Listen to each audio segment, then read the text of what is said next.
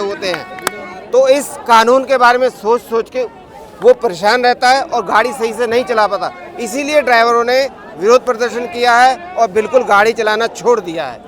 सरकार कह रहे हैं कि इससे जिम्मेदार होंगे ड्राइवर, ये कह रहे हैं इस कानून के अंतर्गत, और साथ ही जो घटनाएं होती है हिट एंड रन केस की वो कम होंगी। कम नहीं होंगी। पहले क्या होता था, ड्राइवर रुकता था, अब उसके पास ये हो गया कि अगर वो रुके तो उसको पब्लिक पीट पीट के मार देगी, अगर भागेगा तो सरकार का एक काला कानून उसे मार देगा, वो जेल चला जाएगा, उसका परिवार जो है वो दर दर भटकेगा। तो इसीलिए हम सभी इसका विरोध कर रहे हैं और ये जो कानून है सरकार से अपील कर रहे हैं कि तत्काल प्रभाव से वापस ले या पुराना कानून दोबारा लागू करें। शाहजहांपुर के डीएम ने कहा क्या औकात है ड्राइवर की, कैसे देखते हैं आप इसको? देखिए, जो लोग कुर्सियों पर बैठे हैं, संवैधानिक कुर्सियों पर बैठे हैं, सरकार की इतनी हिम्मत नहीं है कि अपने अधिकारों पर लगाम लगा सकें। ये देश के अंदर मजदूर किसानों का और ट्रक वाहन चालकों का जिस प्रकार से दमन किया जा रहा है, आज कुछ दिन पहले हमारे यूनियन के राष्ट्रीय अध्यक्ष भाई बड़े भाई तेजेंद्र सिंह जी खड़े हैं साथ में। हम सभी लोगों ने, भीम आर्मी जय भीम संगठन के लोगों ने मिलकर ये निर्णय लिया था कि ये मजदूरों की लड़ाई है, ये किसानों की लड़ाई है, ये उन लोगों की लड़ाई है जो जिंदगी और मौत को हथेली पर रखकर देश की जनता की सेवा करता है। लेकिन सरकार के द्वारा ये जो कानून पास करने की कोशिश की जा रही है कि 10 लाख रुपए उसको अर्थदंड देना पड़ेगा। यदि मजदूर के पास 10 लाख रुपए कैश पेमेंट होगा तो फिर 24 घंटे अपनी जान हथेली पर रखकर गाड़ी क्यों चलाएगा, वो अपना बिजनेस कर सकता है। तो इसलिए सभी संगठन के लोगों ने पूरे देश के अंदर ये निर्णय लिया था कि हम लोग हड़ताल पर रहेंगे और पूरे देश के अंदर हड़ताल मजबूती से चल रही है। कुछ पार्टी के लोगों ने भ्रम फैलाया कि हड़ताल खत्म हो चुकी है। जब तक हमारे राष्ट्रीय अध्यक्ष भाई तेजेंद्र सिंह जी को कोई सरकार के द्वारा कोई प्रूफ लिखित में नहीं मिल जाता कि इस कानून को लागू नहीं किया जाएगा, ये बिल्कुल समाप्त कर दिया गया है। जब तक हमारी पूरे देश के अंदर हड़ताल जारी रहेगी। और आज जल्दी दिल्ली जंतर मंतर पर जो जन सैलाब आप देखने को मिल रहा है, अगर शाम तक कोई सरकार ठोस आश्वासन नहीं देती है तो फिर हम लोग सब मिलकर फिर सब लोग दिल्ली कूच करेंगे और सरकार के नाम दम करने का काम करेंगे। ये सड़क पे ड्राइवर क्यों आ गए, अभी तो लागू ही नहीं हुआ। तो आप इसकी चर्चा क्यों कर रहे हैं? अगर आप लागू करने में कितनी देर लगेगी? तीनों सदनों में उनकी सरकार है, तीनों सदनों में उनकी सरकार है। जिस प्रकार से ड्राइवरों को भयभीत कर दिया है, ड्राइवर अपना वाहन नहीं चला पा रहा है और जितना देश के अंदर नुकसान हो रहा है, ट्रांसपोर्ट को नुकसान हो रहा है, पेट्रोल पंप पर तेल नहीं पहुंच पा रहा है, सब्जियां नहीं पहुंच पा रही है मंडी में, अनाज मंडियों में नहीं पहुंच पा रहा है, तो इसकी जिम्मेदार सरकार है। क्योंकि मजदूरी तो मजदूर जब करेगा ना जब उसकी सुरक्षा होगी, उसकी ही सुरक्षा नहीं होगी तो मजदूरी क्यों करेगा? तो इसकी जिम्मेदार सरकार होगी। अगर सरकार हमारी मांगों को नहीं मानती है तो दिल्ली जंतर मंतर पर यह आंदोलन बड़ा रूप लेने वाला है। शाम तक अगर कोई सरकार ठोस आश्वासन नहीं देती है तो बड़े भाई जो खड़े हैं हमारे राष्ट्रीय अध्यक्ष जी, जो निर्णय करेंगे उस पर भीम आर्मी जय भीम संगठन काम करेंगे। क्या करेंगे आगे? सरकार तो झुकी नहीं रही है आपके सामने। हम लोग कोई वाहन नहीं चलाएंगे, कोई वाहन नहीं चलेगा। पेट्रोल वो अपने आप लाएंगे कुओं से भरकर, मंडियों में सब्जी अपने आप जाएगी, इसकी जिम्मेदार सरकार होगी।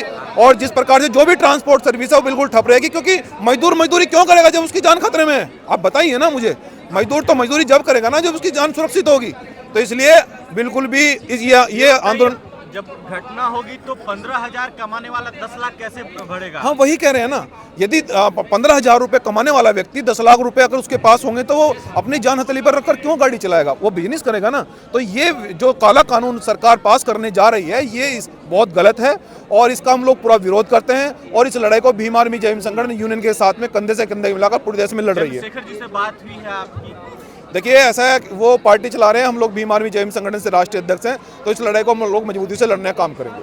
पूरी मजबूती से लड़ेंगे? जी बिल्कुल लड़ेंगे। तो आगे क्या आश्वासन जा रहे हैं कि पूरी तरीके से वापस ही ले लें? आज देखिए, यूनियन के लोगों ने ये निर्णय लिया है, मैं वही बता रहा हूँ। राष्ट्रीय अध्यक्ष जी हमारे सामने खड़े हैं कि यहाँ से जब तक कोई नहीं हिलेगा, जब तक सरकार कोई ठोस आश्वासन नहीं देती, लिखित में प्रूफ नहीं दे देती, और अगर सरकार लिखित में प्रूफ नहीं देती है, में कानून निरस्त हो गया है, तो हमारा आंदोलन अब भयंकर रूप लेने वाला है। ये आंदोलन और बड़ा होगा, और बड़ा होगा। बिल्कुल होगा। सरकार क्यों आप लोगों की बात नहीं मान रही, क्यों इस तरीके के कानून ला रही है? देखिए, ऐसा है, सरकार जिस प्रकार से तानाशाही कर रही है, सरकार को शायद ये मालूम नहीं है कि 13 करोड़ रजिस्टर्ड इस देश के अंदर ड्राइवर हैं। जिस दिन 2% यहाँ बैठ गया तो सरकार क्या सांस ले पाएगी? बताइए आप मुझे। ये वो मजदूर लोग हैं जो लोग अपनी जान पर हथेली पर रखकर इस देश की सेवा करते हैं। लेकिन सरकार का जो तानाशाही रवैया, ये लोकतंत्र नहीं है, ये राजतंत्र है। और राजतंत्र को किसी भी सूरत में यूनियन के लोग, देश के मजदूर लोग बर्दाश्त नहीं करेंगे। हम इस राजतंत्र के खिलाफ लड़ेंगे और जीतेंगे। अभी तक ट्रक वाले, बस वालों के साथ इतना सरकार के जो ये क्या कहते हैं, ये पुलिस पुलिस वाले उनके साथ अत्याचार कर रहे थे, जबरदस्ती पैसा उगाते थे, जी। सब सह रहे थे ड्राइवर, कहीं ना कहीं सोते हुए को जगह तो नहीं रही है ये। हाँ देखिए, मैं वही कह रहा हूँ, जब वाहन चालक अपना कोई वाहन रोड पर चलाता है उसके साथ में लूटमारी की जाती है, लेकिन वो बेचारा चुप रहता है। लेकिन अब तो उसका गला ही दबाने की कोशिश की जा रही है। अब उसके सर से पानी ऊपर गुजर चुका है कि अगर कोई किसी वाहन से दुर्घटना होती है, आप एक बात बताइए, कोई वाहन अपने वाहन से दुर्घटना क्यों करेगा? किसी को क्यों कोई मारेगा? वो अपनी रोजी रोटी कमाने के लिए निकला है या किसी को दुर्घटना या किसी को मारने के लिए निकला है?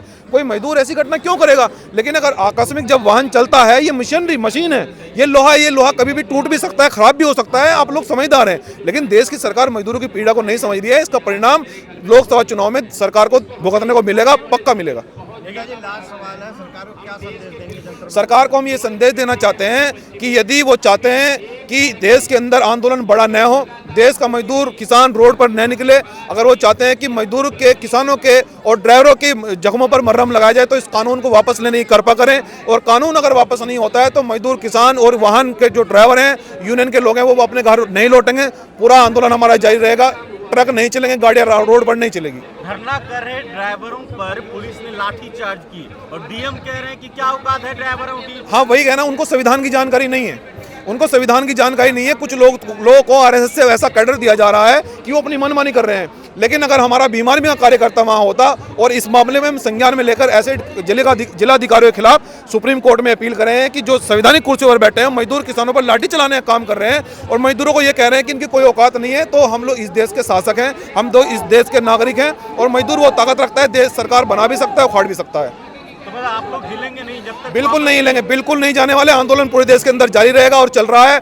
कोई वाहन जब तक नहीं चलेगा, जब तक काला कानून वापस नहीं हो जाता। वो कौन लोग हैं जो सरकार से मीटिंग करके धरना खत्म करने की? देखिए, इस देश के अंदर जब भी क्रांति आई है, कुछ लोग सरकार के चमचे उस आंदोलन को उन्होंने खत्म करने का प्रयास किया है। देश के सबसे बड़े जिम्मेदार बड़े भाई तेजेंद्र सिंह जी का आपके सामने खड़े हैं। ये वो व्यक्ति हैं जिन्होंने परसों 3 दिन से ना पानी पिया ना रोटी खाई है। ये मजदूर किसानों की वाहन चालकों की लड़ाई को बड़ी मजबूती से लड़ रहे हैं और हम इनके आदेश का इंतजार कर रहे हैं कि ये कब आदेश करें कि दिल्ली के अंदर कूच करो।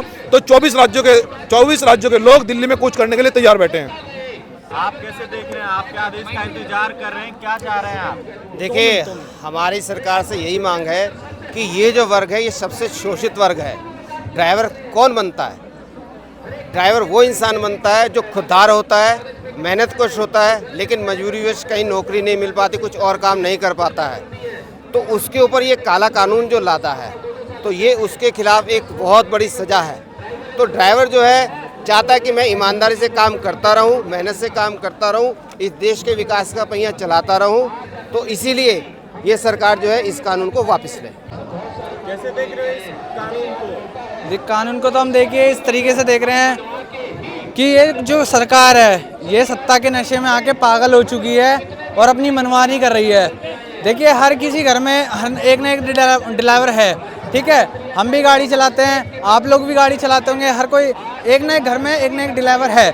लेकिन ये सरकार जो है ना, मानसिक रूप से पागल हो गई है और सत्ता के नशे में आकर के।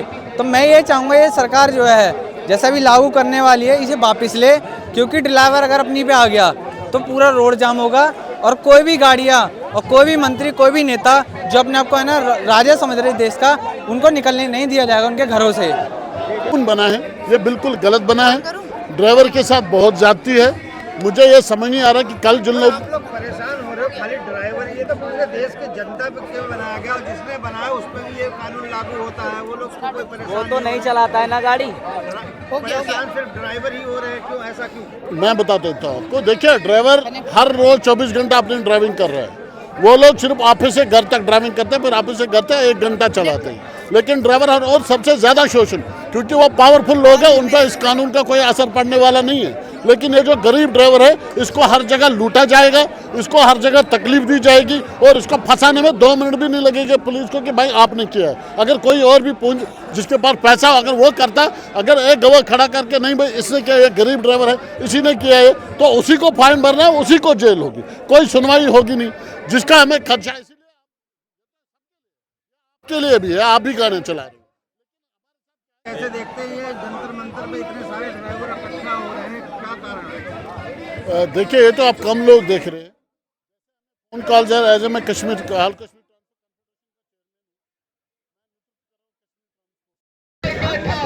से ज़्यादा लोग आते, लेकिन आज तो गाड़ियाँ उनको नहीं मिली, दूसरा उनको जो टिकट्स है वो अवेलेबल नहीं हो पाई।